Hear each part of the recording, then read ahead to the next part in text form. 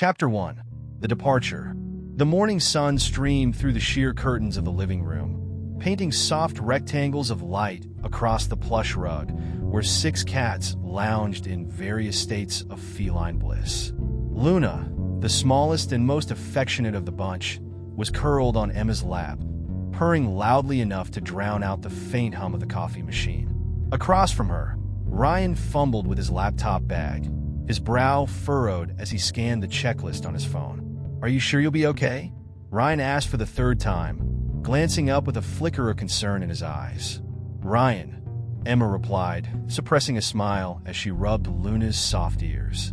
"I'm a grown woman. I've survived this house and these cats while you've been on business trips before. Go impress your boss or whatever it is you do at these conferences." Ryan snorted, finally zipping his bag shut and placing it by the door. "It's not about impressing my boss. It's about networking, schnergy, blah blah blah." Emma waved her free hand dramatically. "Go change the world. We'll be fine." She looked around the room.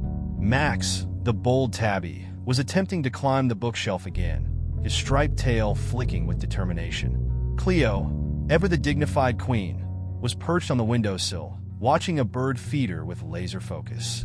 Shadow, the aloof black cat, lounged in the corner, half hidden by a potted plant, his amber eyes blinking slowly. Daisy and Milo were curled together on the couch, their identical gray coats making them look like a single fuzzy lump.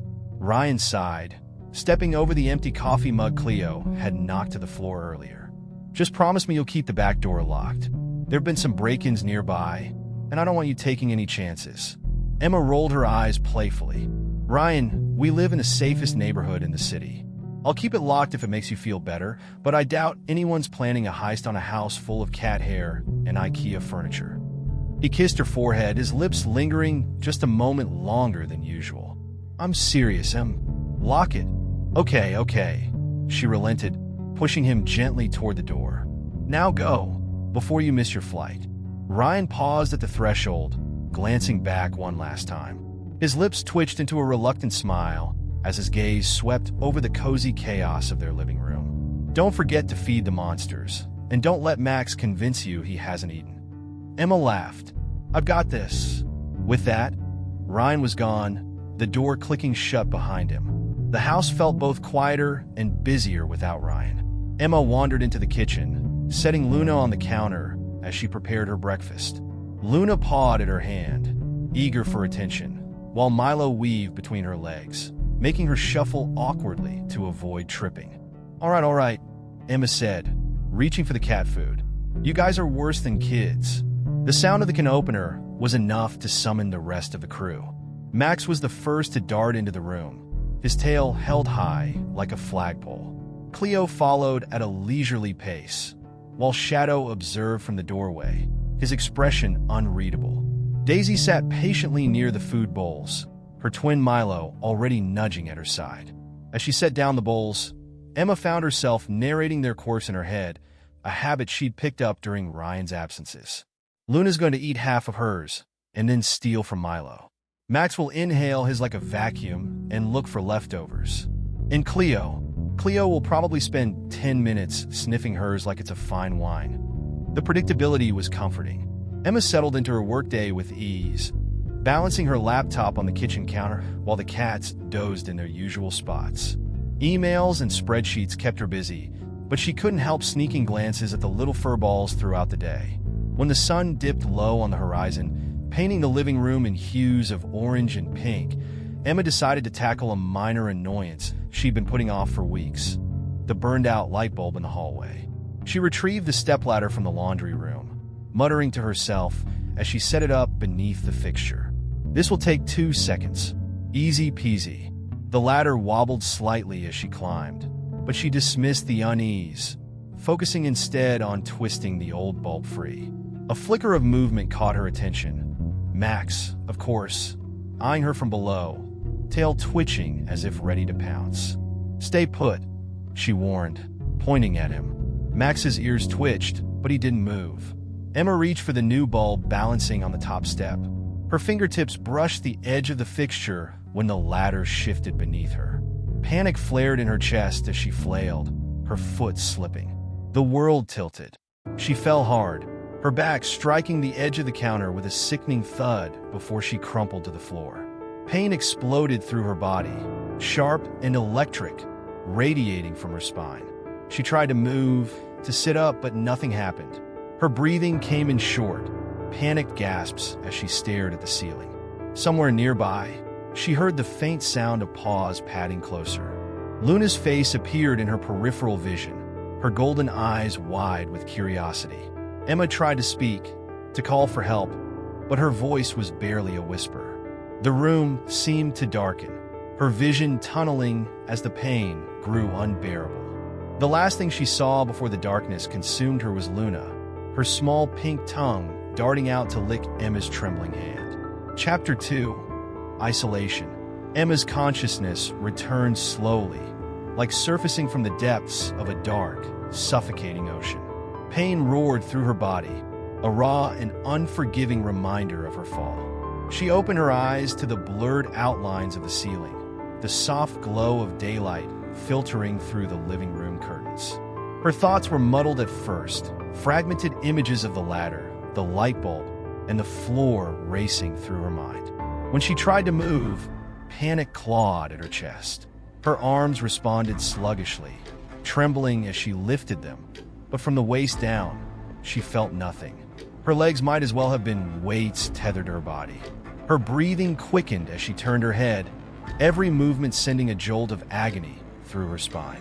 The edge of her phone peeked out from under the coffee table, mere inches away, but impossibly far. She stretched out an arm, her fingers brushing against smooth plastic. Just a little more, she murmured through gritted teeth, but her strength gave out, her hand flopping uselessly to the floor. Tears pricked at her eyes as she lay still, her heart pounding in helpless frustration. Hours passed in a slow, agonizing crawl. The shadows in the room shifted with the movement of the sun, stretching long and thin across the floor. Her 6 cats began to circle her like restless sentinels, their meows echoing in the silence. Luna was the first to approach, her small, soft paw pressing against Emma's arm. Max followed, nudging Emma's shoulder with his head. At first, the attention comforted her, a reminder that she wasn't entirely alone. "Good babies," she crooned weakly. "Just hang on. We'll be okay. Ryan will call. Someone will come." But no one did. By the time the golden glow of late afternoon seeped into the room, their cries grew sharper, tinged with desperation.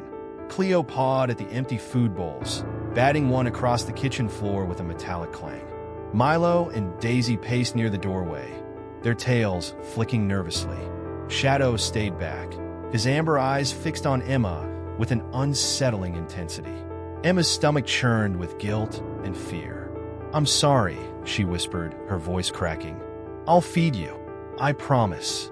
Summoning every ounce of willpower, she pushed herself onto her elbows. Pain flared in her lower back, a fiery reminder of her injury, but she gritted her teeth and began to inch forward. Her arms shook as she dragged her unresponsive legs behind her, the carpet rubbing against her skin like sandpaper. The kitchen felt like a mile away. By the time she reached the threshold of the kitchen, sweat drenched her shirt, and her arms throbbed from the effort.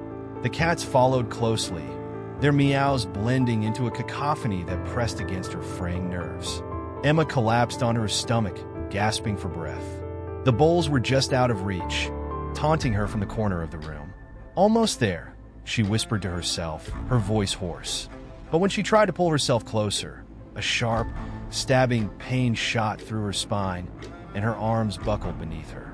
She crumpled to the floor, tears streaming down her face. The cats encircled her, their movements agitated. Max, always the boldest, crept closer.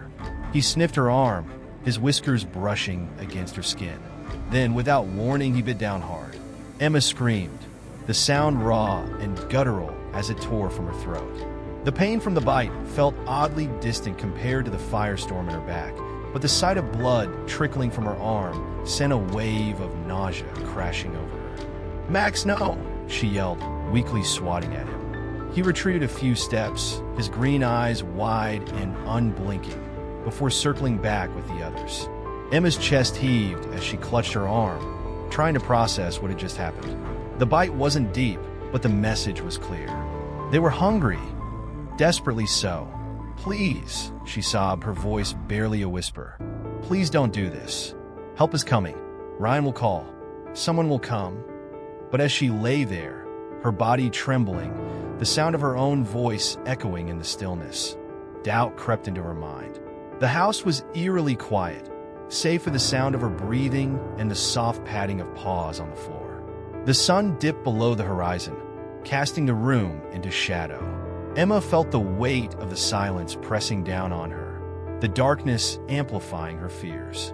She closed her eyes, her body trembling from exhaustion and pain.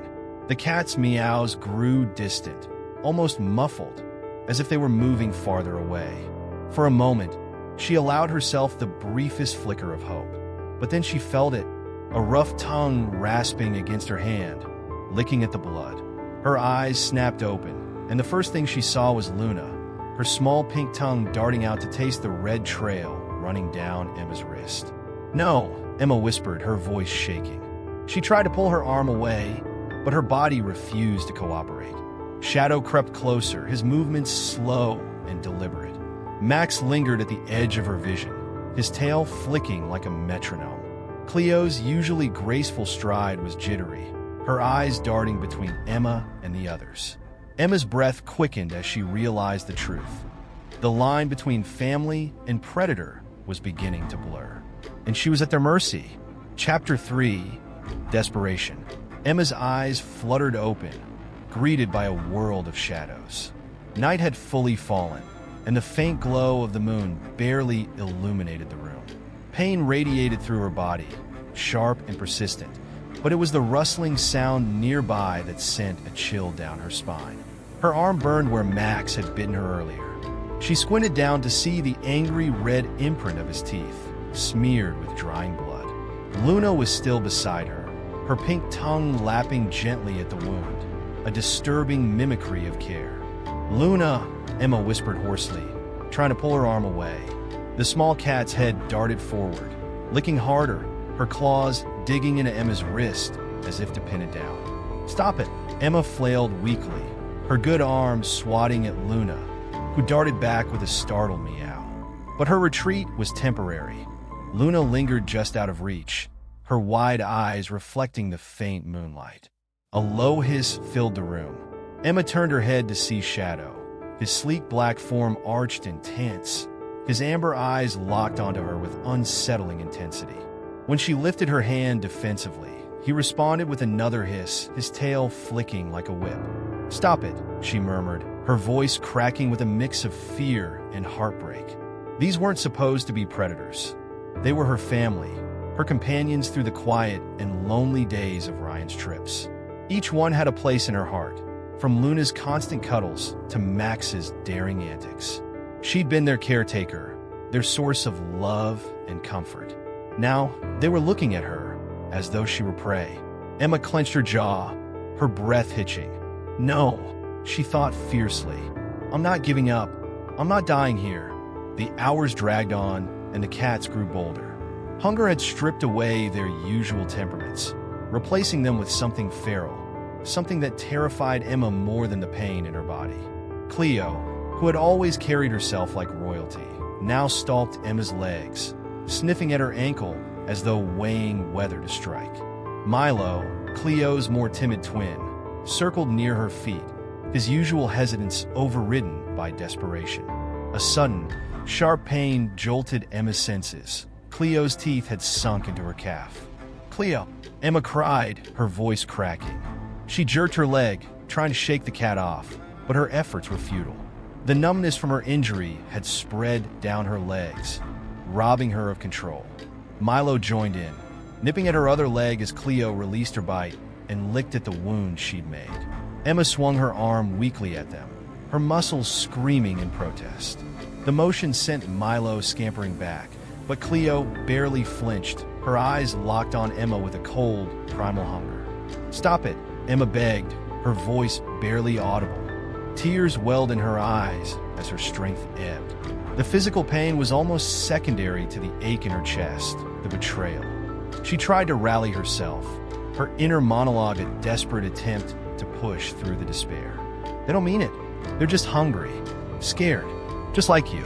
But her resolve faltered as she felt warm blood trickling down her leg. The bites weren't deep yet, but each one was a reminder of how fragile her situation had become. Her vision blurred, exhaustion pulling at her like a weight. Her body felt sluggish, her arms trembling as she tried to keep the cats at bay. She couldn't afford to fall asleep. She didn't know what would happen if she let her guard down. In the faint moonlight, Emma spotted her salvation, the phone still under the coffee table. It seemed impossibly far, but it was her only chance. She gritted her teeth and began dragging herself forward, her arms shaking with the effort. The cats followed her, their movements unnervingly synchronized. Daisy, the quietest of the six, crouched low to the ground, her eyes fixed on Emma's every move. Emma's fingers brushed against the edge of the phone, hope flaring in her chest. She stretched farther, her nails scraping against the smooth surface. Just a little more. A sudden weight slammed onto her back, knocking the air from her lungs. Daisy, the small gray cat, had pounced, her claws digging into Emma's shoulder as she scrambled for purchase. The phone, barely within Emma's grasp, slid out of reach, skidding under the couch. "No!" Emma choked, her voice breaking as Daisy's claws raked down her arm. She twisted weakly, trying to dislodge the cat, but Daisy leapt off with feline grace, retreating into the shadows. Emma collapsed on her stomach, her breathing ragged. She stared at the dark void beneath the couch where her phone had disappeared, despair washing over her. The cats surrounded her again, their glowing eyes unblinking in the moonlight. Max crept closer, his tail twitching with anticipation. Luna circled to her left, while Shadow watched silently from the doorway. The room felt colder, the air thick with tension. Emma's strength was nearly gone, her body trembling with exhaustion and blood loss. Her fingers twitched, reaching out for something, anything, to defend herself, but all she felt was the soft carpet beneath her palm. The cats inched closer, and Emma, for the first time since the fall, began to wonder if she would survive the night. Chapter 4: Survival Instincts. Emma awoke to the sound of claws scraping against the floor. Her heart thudded in her chest, the primal rhythm of fear taking hold. The dim glow of moonlight had been replaced by the gray hues of early dawn filtering through the curtains, but the sight around her was no less menacing. The cats circled her slowly, their eyes glinting with a predatory sharpness that Emma had never seen before. Daisy crouched near her legs, while Shadow lurked by the couch, his tail flicking ominously. Max was closest, his whiskers twitching as he sniffed at her trembling arm. Emma's body ached, her wounds burning from the bites and scratches she'd endured. She couldn't let this continue. Not now, not ever. Her gaze flicked around the room, searching for anything she could use. A throw pillow sat just within reach, its frayed edges a reminder of Luna's love for shredding fabric. Gritting her teeth, Emma stretched out her arm, grabbing the pillow and swinging it wildly at Max. "Get away!" she shouted, her voice hoarse but firm. The tabby hissed and backed off a few paces, startled by the unexpected movement. Emboldened, Emma swung the pillow again, this time sending it hurtling toward Shadow. The black cat dodged with a hiss, retreating to the safety of the couch's shadow. Emma's breath came in ragged gasps, but she didn't stop. Her hand found a book on the floor, a hardcover she'd been reading earlier in the week. With all her strength, she threw it toward Cleo and Milo, who scrambled back with startled cries. The cats scattered, their synchronized movements broken for the first time since the ordeal began. Emma used the momentary reprieve to assess her surroundings. Her eyes landed on a water bottle lying near the overturned ladder. It had rolled across the floor during her fall, its contents mercifully intact. "Come on," she muttered, dragging herself forward with trembling arms. Each movement sent sharp jolts of pain through her body, but she gritted her teeth and pressed on. Luna darted toward her, her small body low to the ground. Emma swung her arm, catching Luna with a soft slap that sent the cat skittering back. "No!" Emma barked, her voice louder this time. Her fingers finally closed around the bottle's cool plastic surface. She twisted the cap off with shaking hands, sending a small splash of water across the carpet. When Max crept closer again, she didn't hesitate. She upended the bottle, dousing him in a stream of cold water. Max let out an indignant yowl, darting back with a shake of his wet fur. The others hesitated, their movements uncertain as they watched Emma with wary eyes. For the first time since her fall, Emma felt a flicker of control. It wasn't much, but it was enough to ignite a determination deep within her. "You're not going to win," she whispered, her voice shaking but resolute. She banged her fists against the floor, the sound loud and sharp in the quiet house. The cats flinched, their predatory focus disrupted.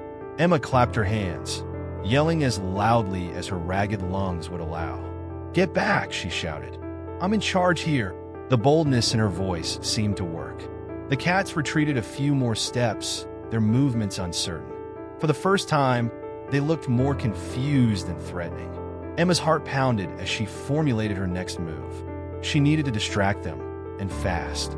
Her eyes darted to the overturned trash can near the kitchen, a remnant of her earlier attempts to drag herself to safety. The contents of the can, scraps of old takeout containers, bits of stale bread, and a half-eaten apple, offered a desperate solution. Using every ounce of her remaining strength, Emma grabbed the edge of the trash can and tipped it toward the cats. The contents spilled out in a messy heap, the smell immediately catching the attention of the pack. Cleo was the first to approach, her nose twitching as she sniffed at the scraps. Milo followed closely, pawing at a piece of bread. Soon, all 6 cats were gathered around the pile, their attention diverted. Emma seized the opportunity, dragging herself toward the couch where her phone had disappeared. Each inch she covered felt like a mile, her muscles screaming in protest. Her vision blurred, the edges darkening as exhaustion threatened to overtake her. When she finally reached the couch, she extended her arm, groping blindly beneath it. Her fingers scraped against the floor, searching desperately for the smooth surface of the phone. "Come on," she whispered, her voice barely audible. Her fingertips grazed the edge of the device. Relief surged through her as she hooked it with her nails, dragging it out from its hiding place. Her hands trembled as she pressed the emergency call button. The phone rang, the sound impossibly loud in the stillness of the room. 911. "What's your emergency?" The operator's voice crackled through the speaker. Emma tried to respond, but her voice was weak and garbled. "Help hurt, can't move." "Ma'am, I need you to stay calm. Can you tell me your location?" Emma opened her mouth to answer, but the effort was too much. The phone slipped from her grasp, clattering to the floor as her vision dimmed. The last thing she heard before the darkness overtook her was the distant, tinny sound of the operator's voice. Help was on the way. She hoped it would arrive in time. Chapter 5: Rescue and Recovery. A loud crash jolted Emma awake, the sound shattering through the fog of pain and exhaustion. The room filled with chaos as beams of light pierced the shadows, illuminating the scene like a stage. Emma blinked against the glare, disoriented, as voices, urgent and commanding, echoed around her. "Over here," someone shouted. Emma turned her head weakly, her body heavy and unresponsive. She could make out the silhouettes of uniformed figures moving with purpose. The sharp bark of a dog filled the room, and she realized it wasn't just paramedics. Animal control officers were there too, wrangling the cats that had become her tormentors. "No," Emma croaked, her voice barely above a whisper. "Don't hurt them." "Ma'am, stay still," a paramedic said gently, kneeling beside her. His face swam into view, his expression a mix of concern and professionalism. "We're going to get you out of here." She felt the cool press of a stethoscope against her chest, followed by the sting of a needle in her arm. The world tilted as they lifted her onto a stretcher, her body protesting every movement. The last thing she saw before she slipped back into unconsciousness was Luna, huddled in a cage with her wide, frightened eyes locked on Emma. The sterile white walls of the hospital room greeted Emma when she awoke again, her body swathed in bandages and a dull ache radiating from her spine. The rhythmic beeping of a monitor was the only sound, a steady reminder that she was alive. Emma. She turned her head slowly to see Ryan sitting by her bedside, his face pale and drawn, his eyes rimmed with red. He reached for her hand, his fingers trembling as he held it. "You're okay," he said, his voice thick with emotion. "Oh my God, Emma, I thought I'd lost you." Tears pricked at her eyes, the relief in his voice cutting through the haze of pain. "You came back," she murmured. "As soon as the operator called me," he said, brushing a strand of hair from her face. "Emma, they said you almost bled out. Another hour." And he trailed off, his voice breaking. She squeezed his hand weakly, the weight of his words settling over her like a blanket. A doctor entered the room, his expression grim but kind. "Mrs. Thompson," he began, glancing at the chart in his hands. "You've been through quite the ordeal. The injuries to your spine are severe, but the good news is that surgery was successful. With time and physical therapy, there's a chance you'll regain mobility." Emma nodded, her throat tight with gratitude and fear. "And the blood loss?" "You were very close to critical levels," the doctor said gently. "But you're stable now. It's going to be a long recovery, but you're incredibly lucky to have made it." In the days that followed, Emma pieced together the fragments of her experience. Ryan filled in the gaps, telling her how the paramedics had arrived to find her collapsed on the floor, the phone still connected to 911. "And the cats?" she asked one day, her voice hesitant. Ryan's expression hardened, but he sighed. "Animal control took them. They're in a shelter now, being evaluated for rehoming." Emma felt a pang of guilt, tears welling up in her eyes. "They didn't mean it," she whispered. "They were hungry, desperate. It wasn't their fault." Ryan looked at her with disbelief. "Emma, they nearly killed you." She shook her head, wincing at the pain the movement caused. "They're animals, Ryan. They don't understand. I can't blame them for acting on instinct." Ryan said nothing, but his jaw tightened. Weeks turned into months as Emma began the arduous process of recovery. Physical therapy sessions pushed her to the brink of exhaustion, but she clung to the doctor's words, hoping for even the smallest sign of progress. Her body bore the scars of her ordeal, jagged marks from the cat's claws and teeth, a constant reminder of how close she had come to losing everything. Yet, as the days passed, she found herself forgiving them, piece by piece. Ryan supported her through it all, though he struggled to understand her compassion. "You don't have to make excuses for them," he said one evening as they sat in the hospital's garden. "I'm not," Emma replied, gazing at the flowers swaying in the breeze. "But if I carry hate for them, it's like I'm carrying the weight of that night forever. I want to move on, not stay stuck in fear and anger." The cats were eventually rehomed, each finding a place where their needs could be met. Emma missed them terribly, but she knew it was for the best. Months later, she sat in her wheelchair by the window of their home, watching the sunrise. Her legs still refused to cooperate, but the physical therapist had been optimistic about her progress. As the light spilled across the room, Emma reflected on her journey. She thought of the fear, the pain, and the desperation of those endless hours. But she also thought of her resilience, the spark of determination that had carried her through the darkest moments. "I survived," she whispered to herself, a small smile tugging at her lips. "And I'll keep surviving." Her gaze drifted to the horizon, the golden light of the morning promising a new day. Whatever challenges lay ahead, she was ready to face them.